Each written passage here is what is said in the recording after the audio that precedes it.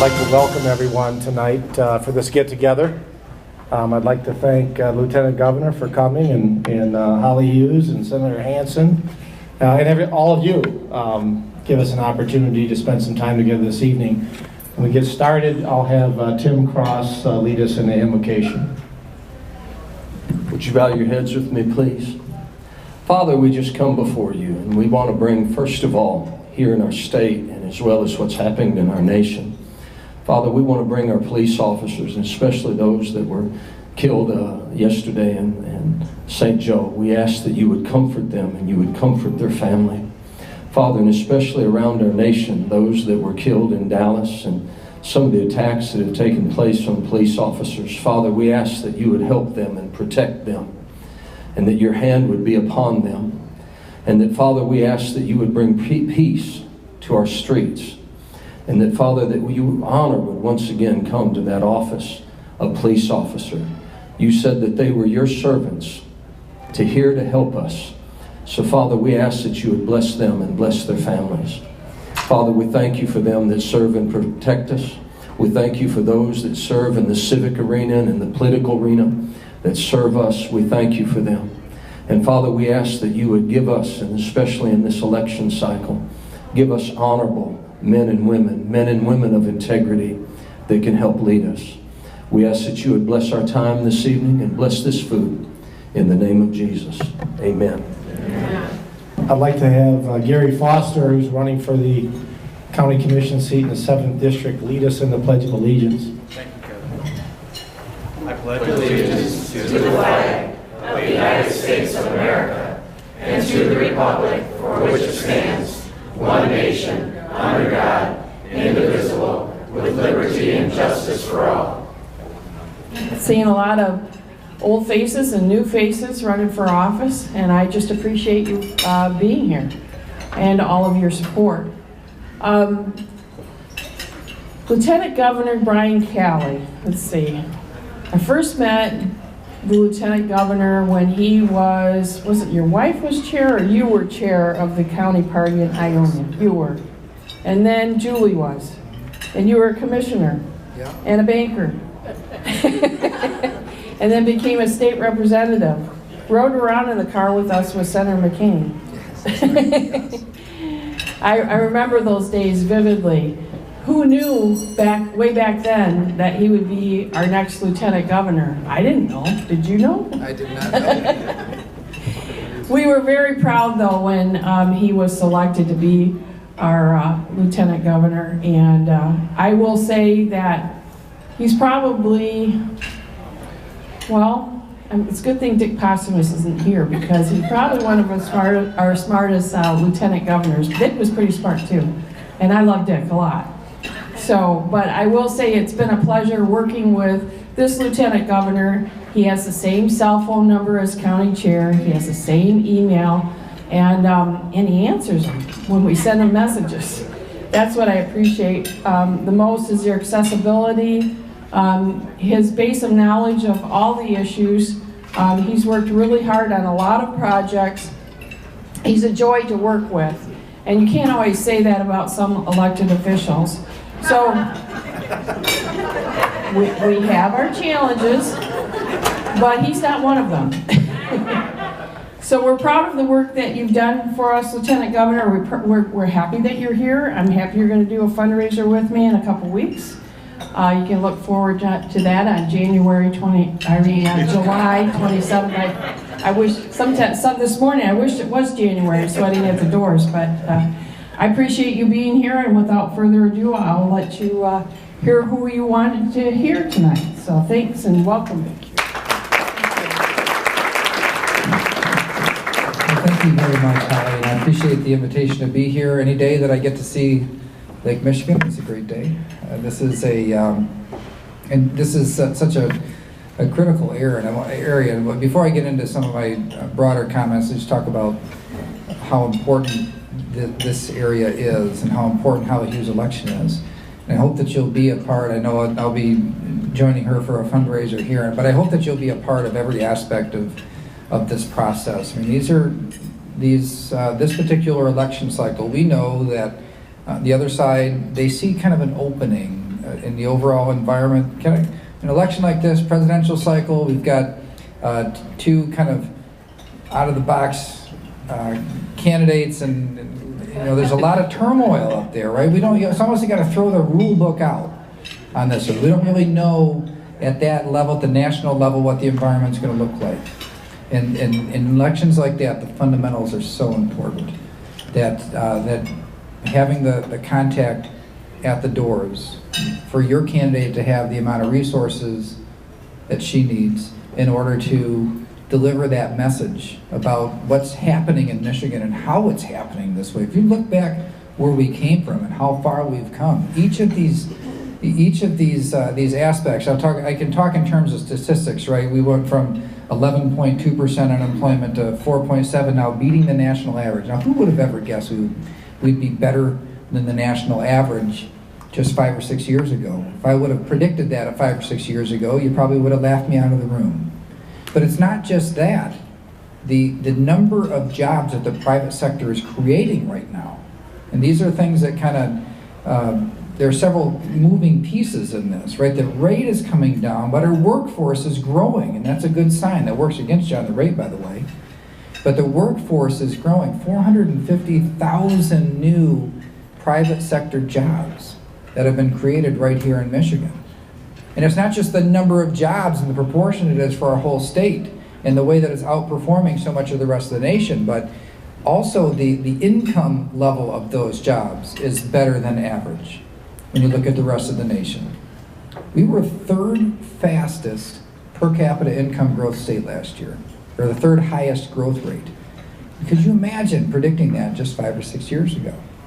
And so this is the type of environment that has been created for success right here in our state. And it didn't happen by accident, and it didn't happen because the state was trying to direct where everything was supposed to go. It happens because you have strong representation. Holly Hughes, Jeff Hansen, who know that when you create an environment for success, then our people are going to know what to do.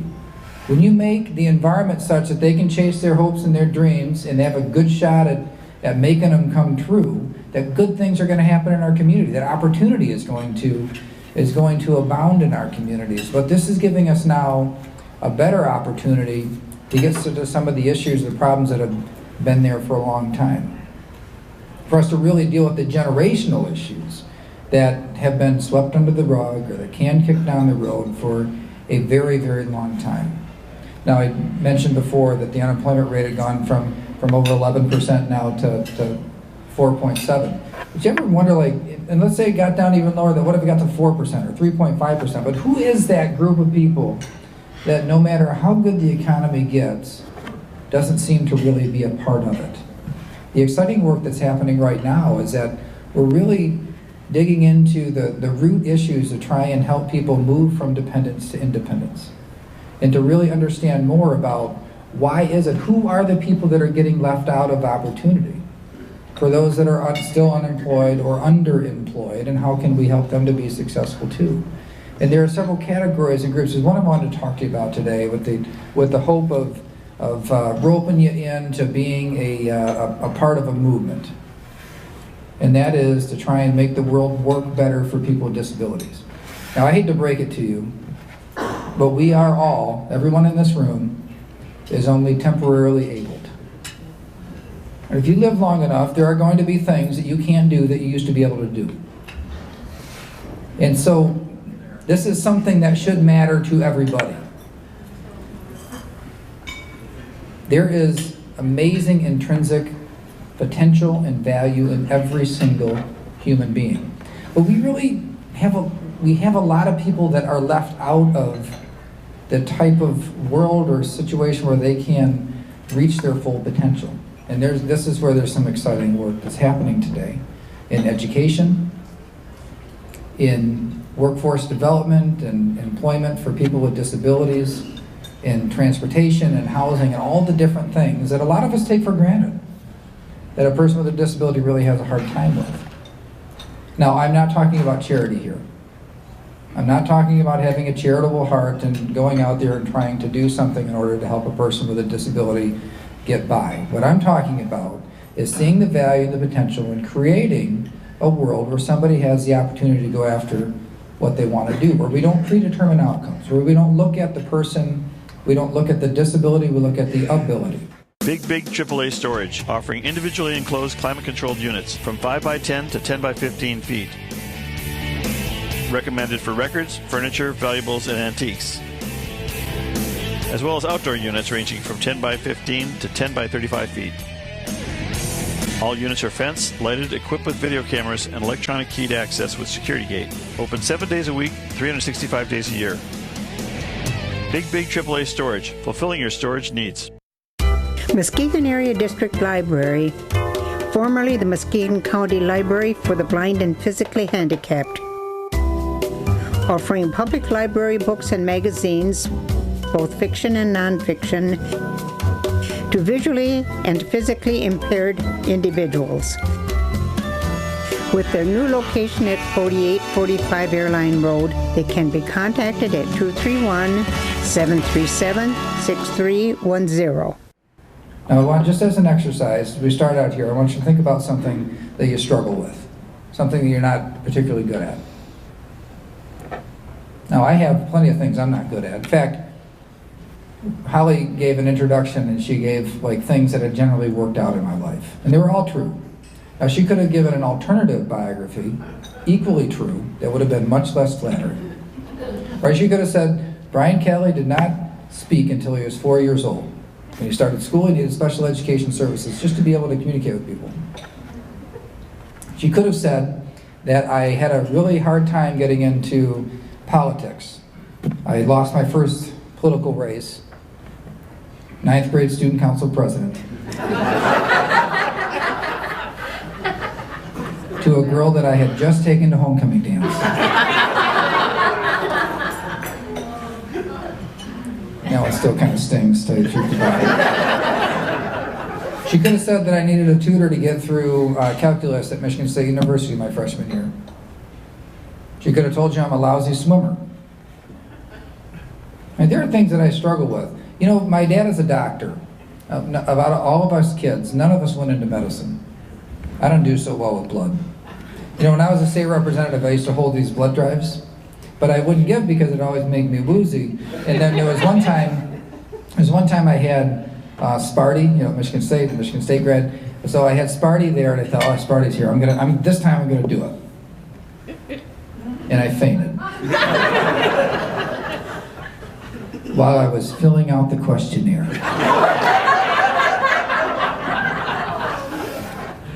Right, but nobody ever said, hey, listen, we're going to define you and we're going to focus on the things that you struggle with.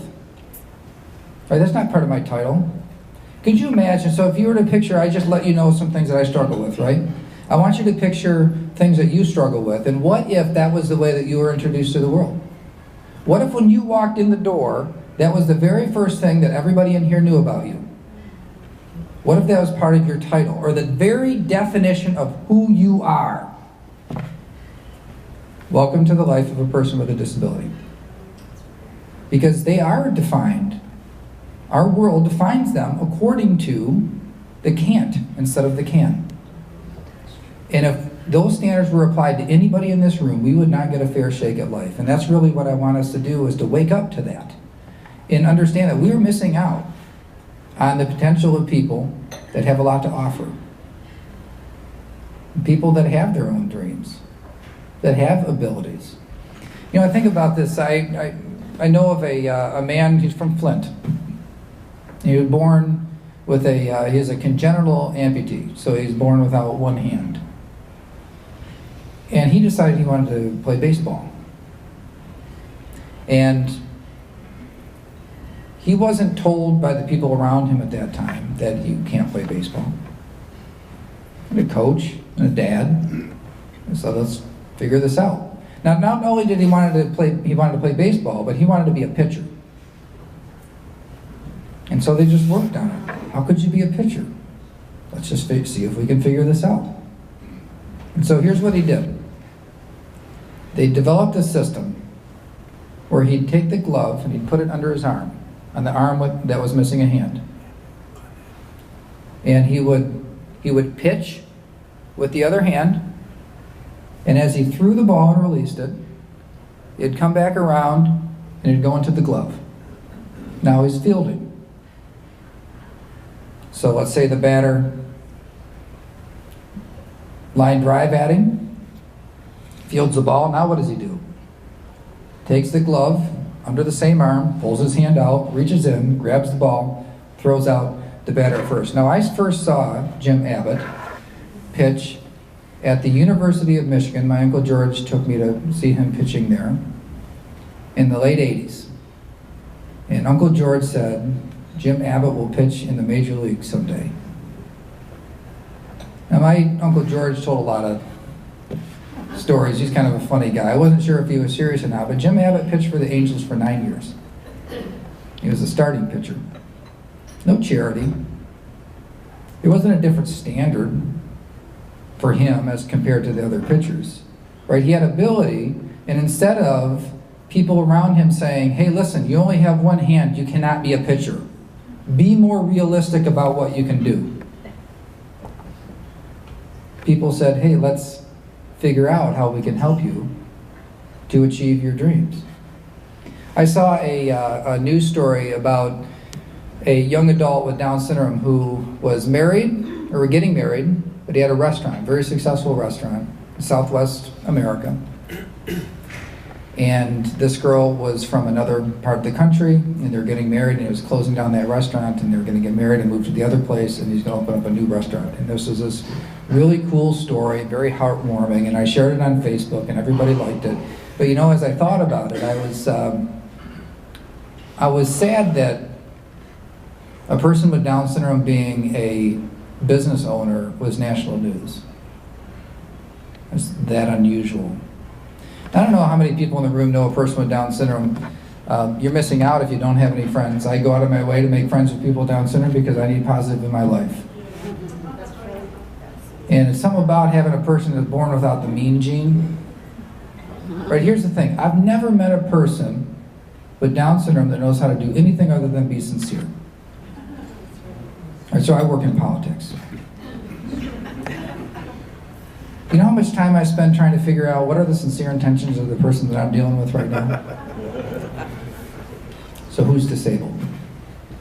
And why can't we see strength and potential and ability in people? Why would we write them off so quickly?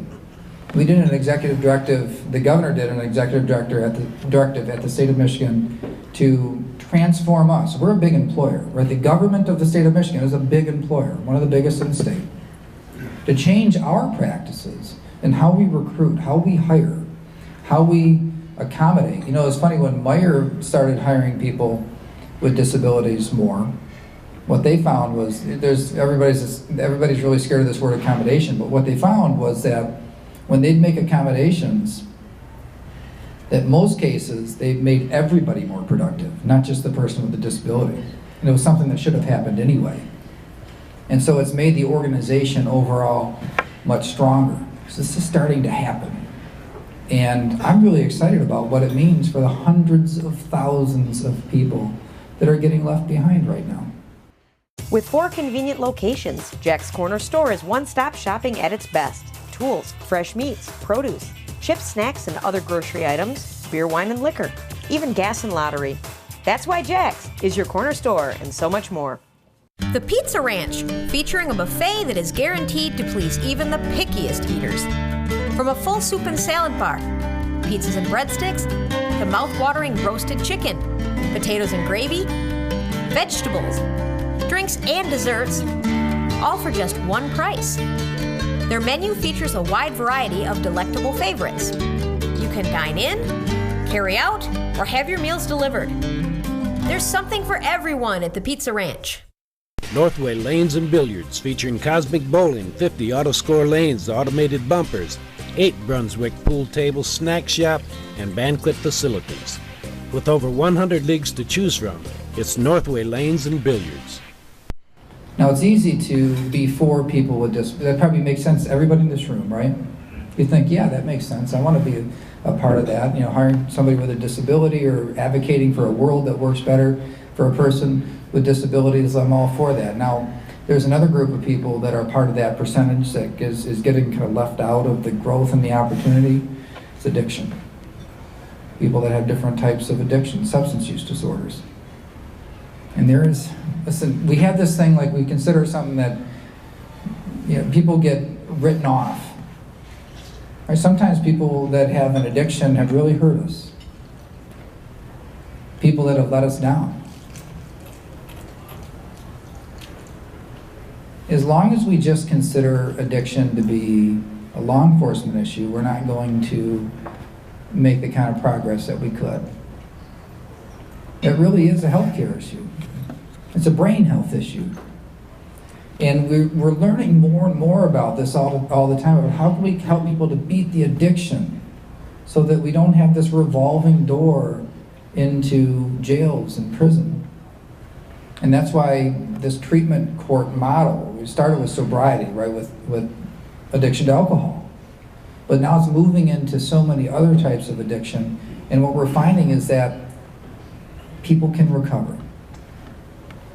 And the rate at which recidivism happens goes down dramatically when we deal with the root problem, where we don't just say, hey, listen, this person let us down, they have to go to jail. Maybe they do have to go to jail for whatever they did. But whether or not they go to jail, we should make a part of that, getting to the root, to solving the root part of the problem, so that when the person is going back into society, that they're back there as a productive member of society. When we were back in annual, perpetual fiscal crisis before, we could never work on these things, right? The urgent always took the place of the important. But that's what I love about the situation that Michigan is in right now, because we can deal with things that have problems that have been building and accumulating for a long time, and to really get us, to move us past that, to get to a point where we can say that there are no throwaway people. We're second chances. And this is a hard time when you look around the nation and the things that are happening today. We've had this resentment and anger that is building. It's building all over the political spectrum. It's been building for a while now, and it feels like we've gotten to a boiling point. And what should our reaction be? How should we be reacting to this? Now, I came directly here from a walk in Berrien County that was to recognize these two bailiffs, retired police officers, one a county retired police officer and the other a retired state police officer, that were killed. Another one shot and a civilian injured as well.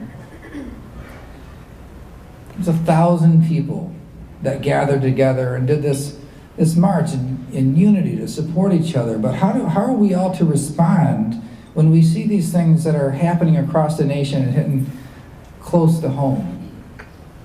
I don't want to turn this into some sort of like to preach a message or something here, but I just want to suggest that there's a couple of rules that if we got back to, that it could make all the difference in the world. When the Pharisees were trying to trip up Jesus, and they said, what's the most important? What's the most important of the rules and the commandments? And he just summed it up in a couple of overarching life rules. Love God with everything you've got. Right? Whatever you got, love Him with. And if you do that, you're going to try and live a life where you're honoring Him. And then the second, almost as great as the first, is love your neighbor just like you love yourself. And what if that was our response in the face of this? In the face of negativity, we got political negativity, we've got violence, we've got this festering hatred and jealousy and resentment. And what if our response to it was turn back. Love God with everything you've got. Live a life honoring and pleasing to Him, and then love your neighbor, just like you do yourself and your own family. What if we took the time to make sure that the people in our lives knew how much they meant to us, because it can change so fast. And people in Berrien County, I was just there, and I can tell you that there wasn't a single person among 1,000 people in the crowd that ever thought that something like that would happen right there. Because it had never happened. And it can all change so quickly.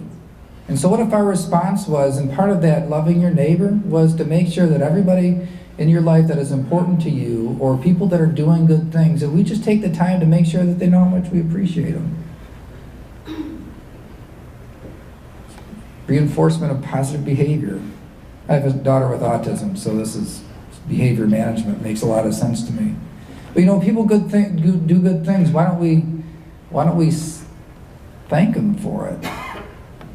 You know, there are so many law enforcement officers there. It's kind of hard to make it out of town, because I wanted to say thank you to everybody and the work that they do and the life that they put on the line. And sometimes things go wrong. Police officers make mistakes, just like everybody else does. You know, that's a tough job.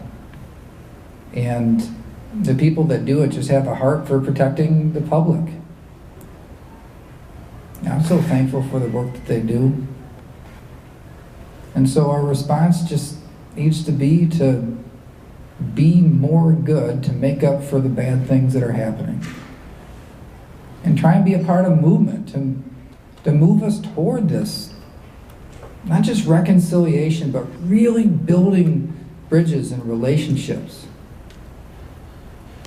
And I think if we're good at that, like if we're successful at it, we're going to have strong communities.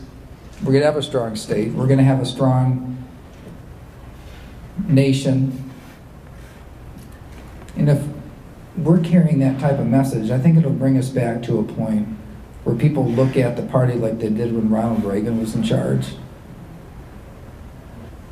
And people look at our party as the party of Lincoln, the one that cares about people and says nobody gets left behind. Not just the founder and inventor of civil rights, but also the driver or the creation of the American middle class. I mean, that's who we are. That's what Republicans are about. And so I want us to be bold. Buckwheat Schultz and Associates Incorporated, investment products and services. For more information, call 799-9889 or 866-799-9889. Celebrate the grand opening of the new Muskegon Farmers Market, now located at 242 West Western Avenue in beautiful downtown Muskegon. With over 100 vendors, the market offers fresh fruits and vegetables, flowers, pet supplies, honey, maple syrup, fresh caught fish, and much, much more. Their brand new building includes a year-round indoor market, as well as an incubator and community service kitchen. This year, the Muskegon Farmers Market will introduce 2 new programs. The Power of Produce, teaching children ages 5 to 12 how to shop at the farmers market and prepare nutritious meals, along with Arts on the Market, featuring fine arts and crafts. You can enjoy live music performed on their outdoor stage as well. For more information, visit MuskegonFarmersMarket.com. So we're coming into this political environment. I'll close with this. So we're coming into this. We've got a nomination convention coming up next week in Cleveland. We've got an election coming up in November. Now, if you guys follow me at all, you know that John Kasich was my guy, right? We had 17 candidates. And probably somebody in here who had one of those 17 was everybody's favorite. Except for maybe Jindal. I've never met somebody who said Jindal was their favorite. But I always liked Jindal, but he wasn't my favorite. And so, like, we were all over the map, right? We all had different places. One thing I want to make sure you understand what's at stake here is we have a Supreme Court that, by the slimmest of margins, has maintained the Bill of Rights as we understand them to be. The most fundamental of our rights, our First Amendment.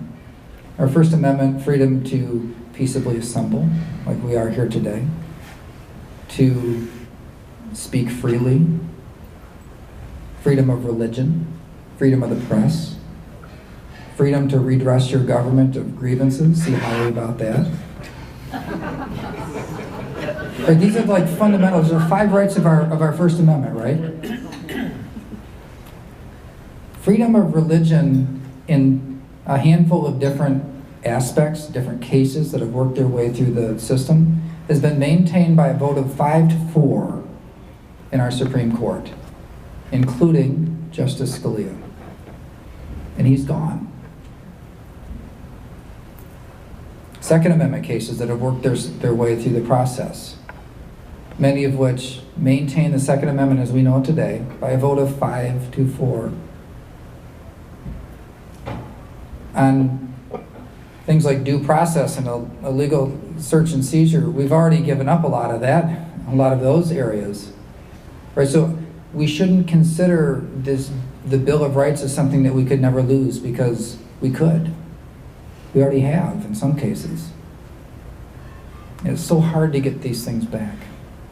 Our next president will, through their Supreme Court appointment, decide the fate of our Bill of Rights.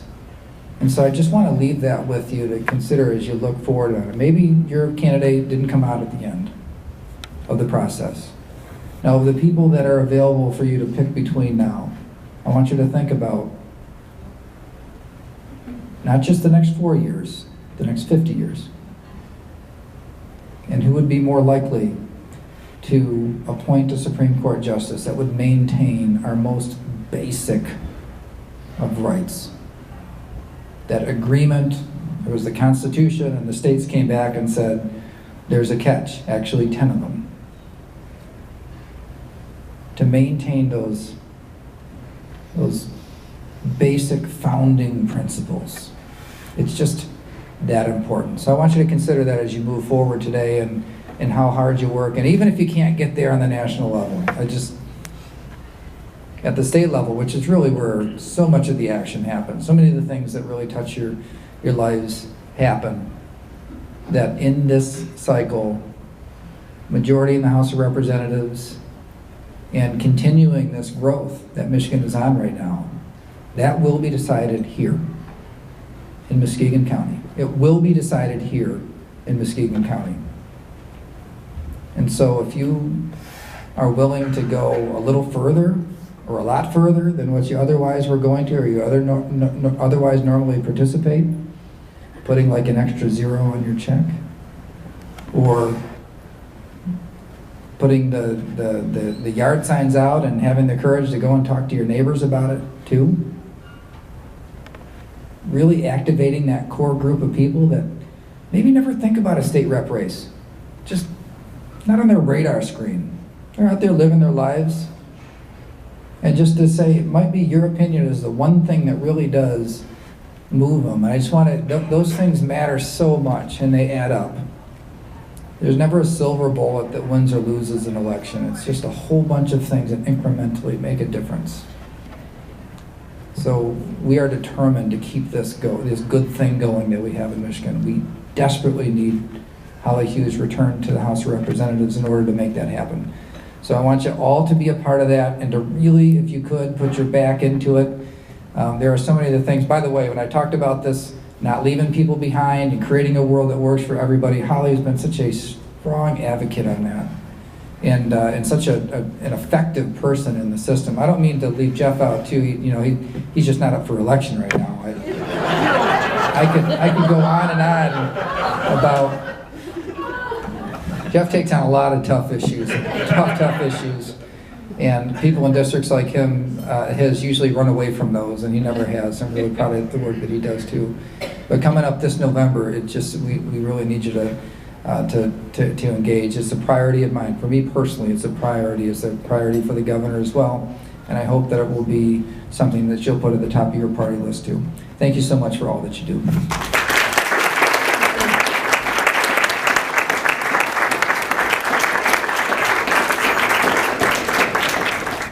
You got any dry eyes left out there? You touched a soft spot in my heart.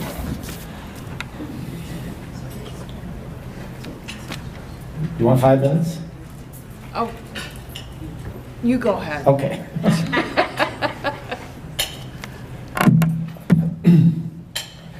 Got a number of people introduced tonight. You know, not too often do we get to see candidates up close and personal. This is one of those times when we do, and very seldom do you get an opportunity to actually put a face to a name and talk to that person. So I'm going to introduce a number of our elected officials and our candidates, and at the end of the evening, don't be afraid to go over and say hi, especially if it's somebody who's in your district, who you can help during this election cycle. So what I'd like to do is introduce the elected officials, and then we can save our applause to the end, and then introduce the party leadership, if there's anybody here from the 2nd District, if they made it. We got someone from the state. And then we'll recognize the candidates. So I want to give everybody an opportunity to be seen. So our elected officials, obviously, in the State House, the 91st seat is Holly Hughes. Jeff Hansen, go ahead, stand up. Is our senator from the 34th District, and they've been doing a great job for us in Lansing. We have Representative Bumstead is somewhere here. Stand up, John. Let everybody see your pretty face. We have a number of county commissioners. Let's see, Marv. I saw you here earlier, Marv Engel. County Commissioner Bob Skolnick. Where are you, Bob? There's Bob. Is there any other commissioners, Bob? That's it. We need to help those guys out. From the Secretary of State's office, I think Barb Vanderveen is here on behalf of Ruth Johnson. Go ahead, stand up, Barb. And from the Congressman's office, Greg Van Werkum. And I know I saw some judges floating around out here. Is Judge Marietti here? I thought I saw him. He was earlier. Oh, he left. Okay. Yeah. He had to get some things done. Judge Hoekstra is our circuit court judge in the 14th Judicial Circuit. And Randy Kostrava, are you out there? And Randy's doing a great job in the 60th District Court. Any other elected official that I missed? Let's give him a round of applause.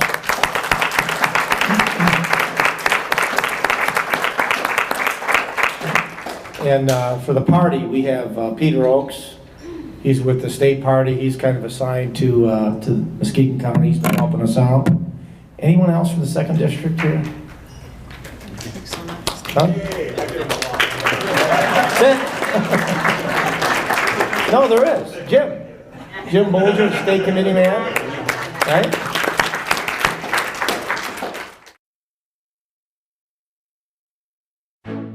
In the 150 years we've been in business, many things have changed. Our greatest achievements are rooted in the things that haven't. Years ago, the person you called banker was also the person you called friend. When it came to service, there were fewer layers and friendlier smiles.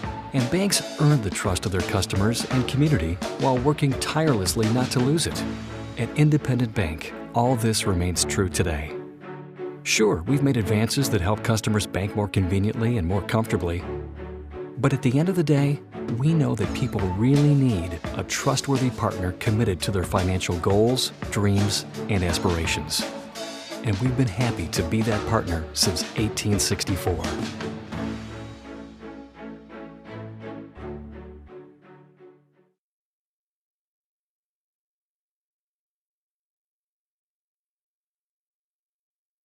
Okay, let's get to candidates running this election cycle, because this is going to be fun, right?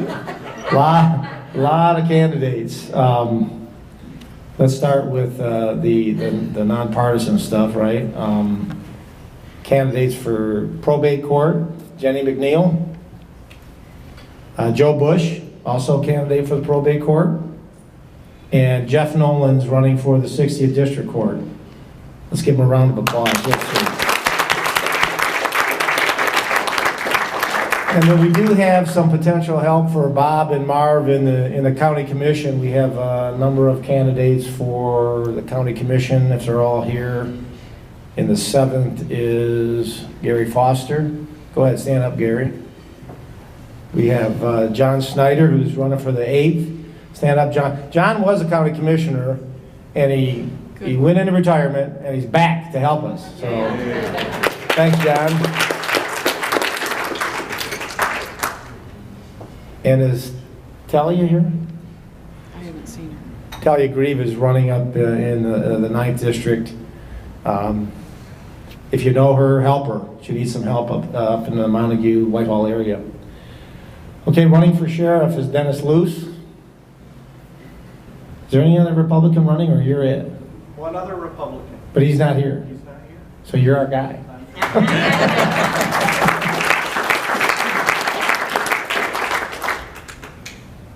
Is there any other candidates that I missed?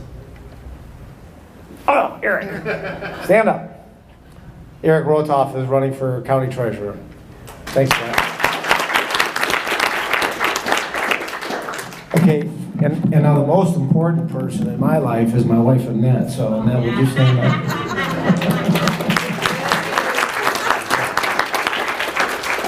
I'd also like to extend my thanks and gratitude to Pat Camp.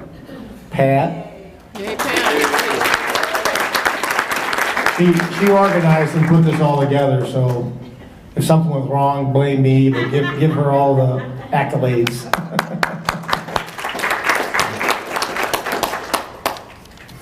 Okay, we're going to recognize somebody tonight.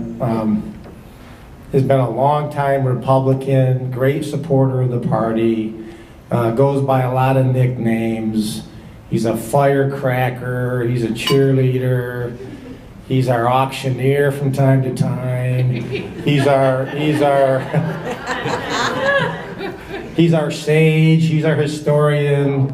He's a jack of everything, right? He knows it all. No, Bob. Come on up here, Bob.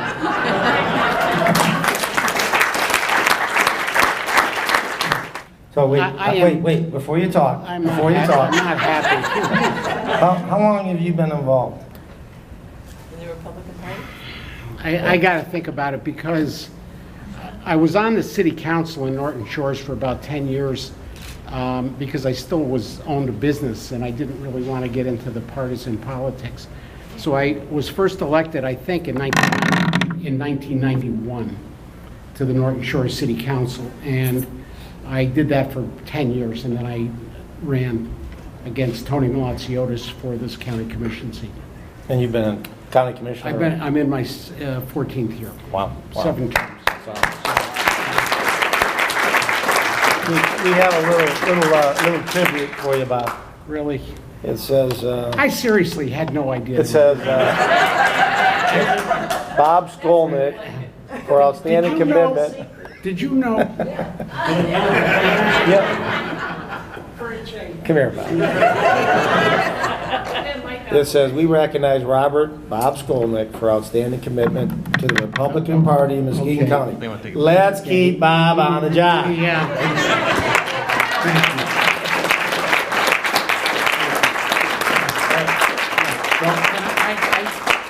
I wish I had known because I could have written a very long speech.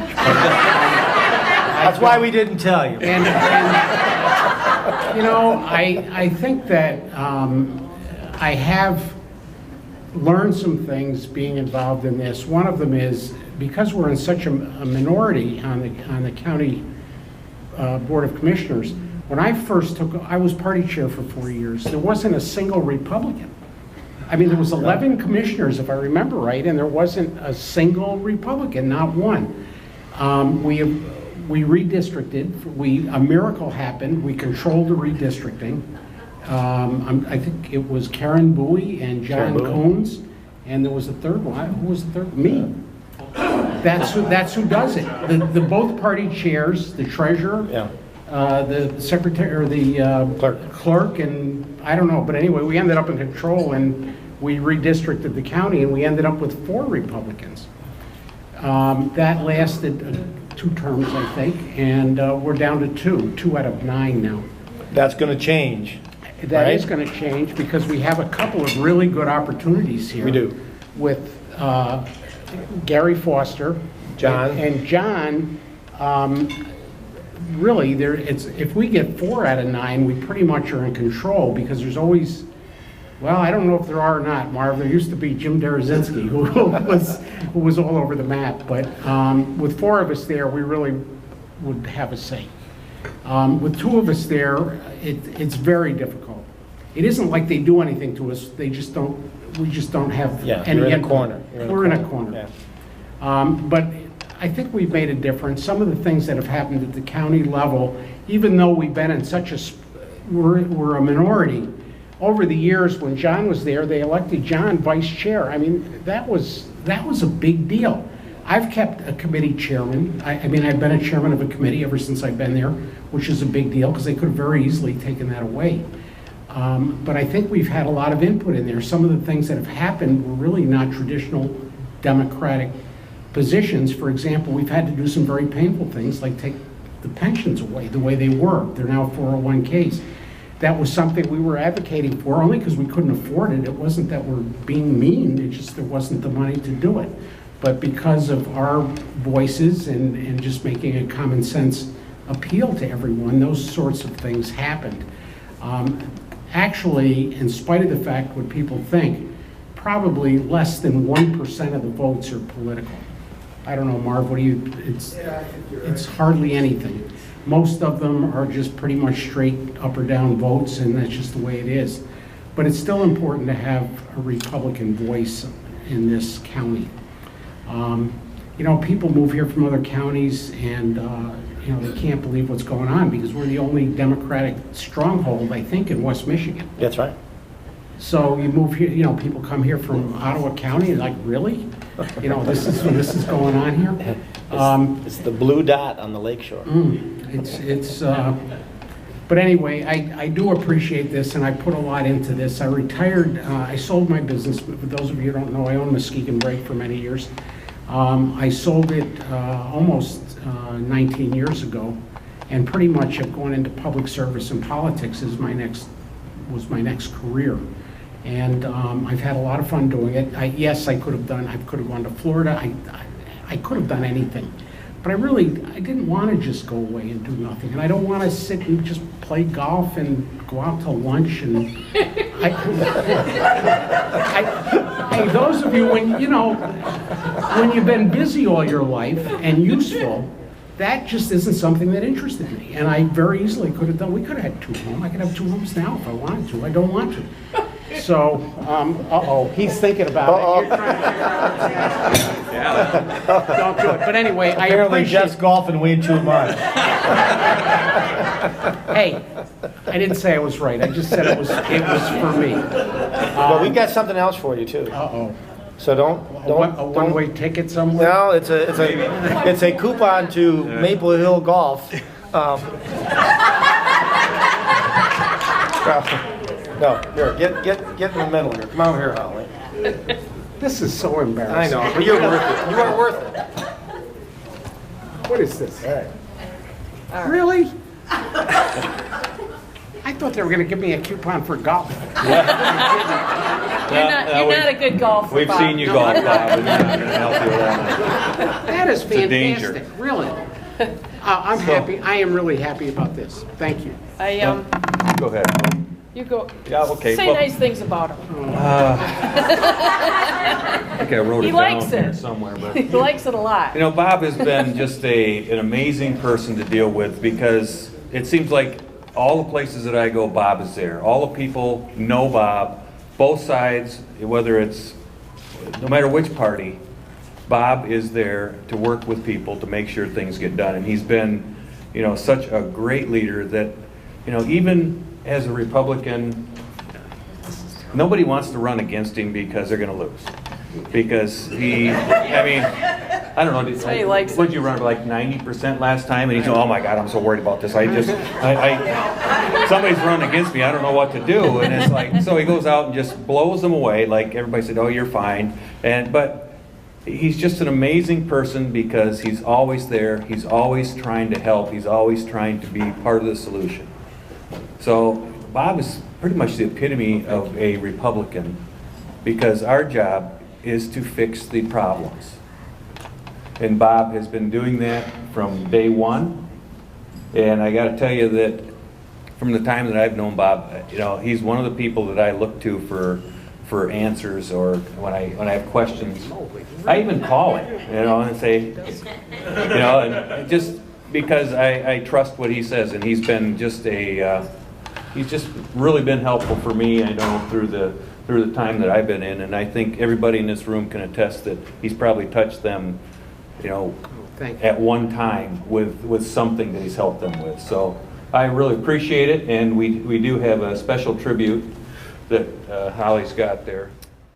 If you are unable to enjoy the activities you once did because of pain, you may benefit from a visit to orthopedic rehabilitation specialists. Did you know that recent legislation in Michigan allows patients direct access to physical therapy without a prescription from a doctor?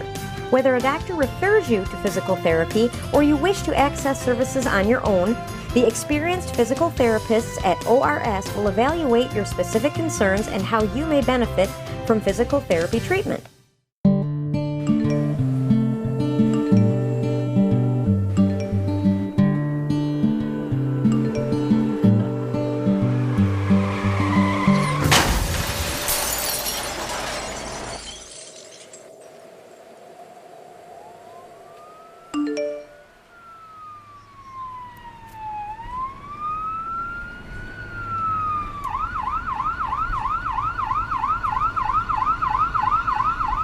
Well, I have to say, I do have fun pushing Bob's buttons.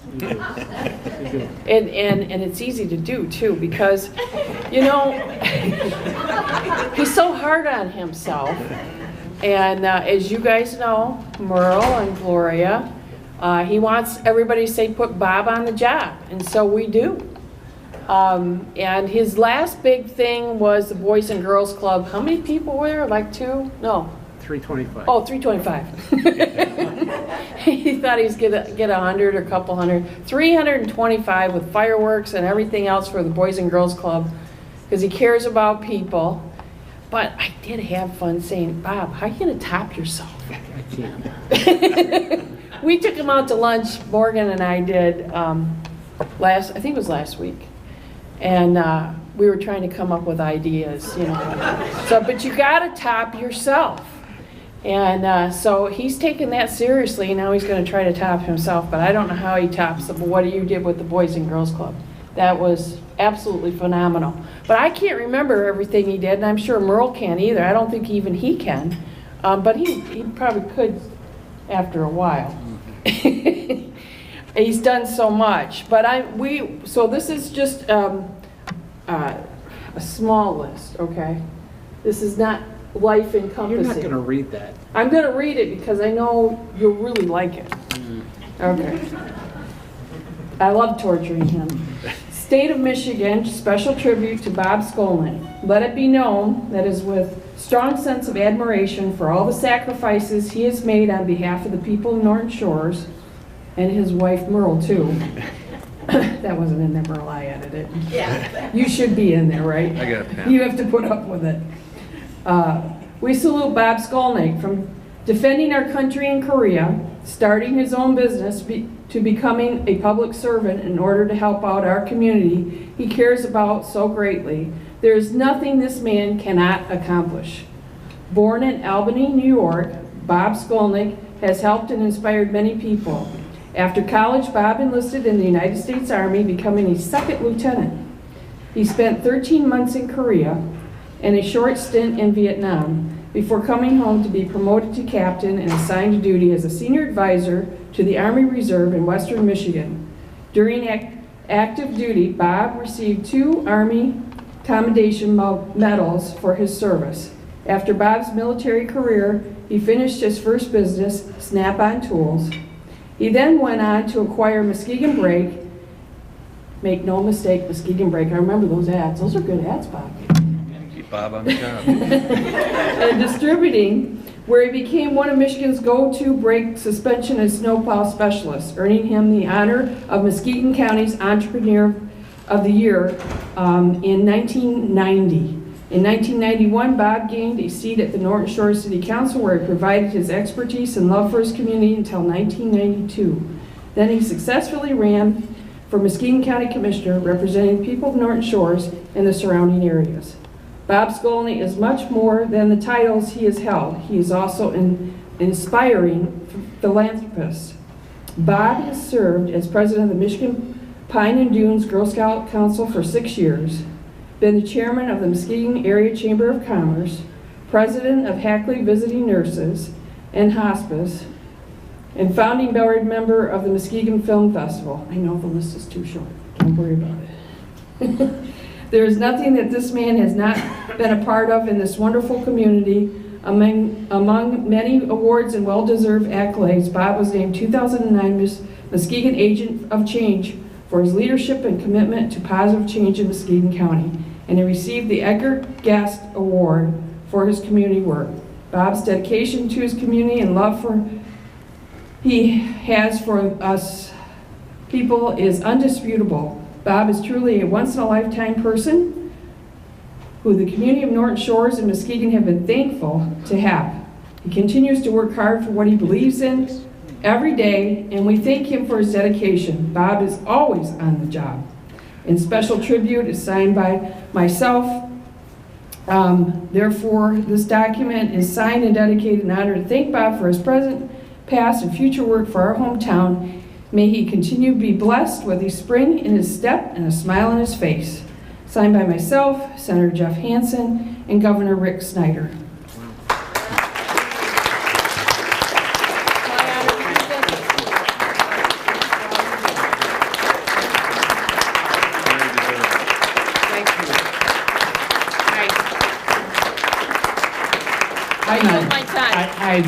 Thank you all so much. This is the sort of thing they do as a eulogy. So, does that mean maybe I've died? Maybe I'm gone. Maybe I'm in heaven right now. I don't know. But anyway, thank you all very much. Believe me, I've done the things I've done over the years. I've done because I've wanted to do them. And I felt really good about it, and I think I've made a difference. And my wife is coming up here, and she never does this. It's our anniversary today. How many years? 46. 46 years, and here's a little known factoid. We met in Grand Rapids at the, I had been just newly transferred there, finding a roommate in the newspaper. I met Merle at the Park Congregational, Fountain Street or Park Congregational Church at a singles dance, the only two Jews. I'm not kidding. That's exactly what happened. And it was a Sunday singles dance, and we were engaged in a week. And we were married about 7 months later, and today is 46 years. So it's been good.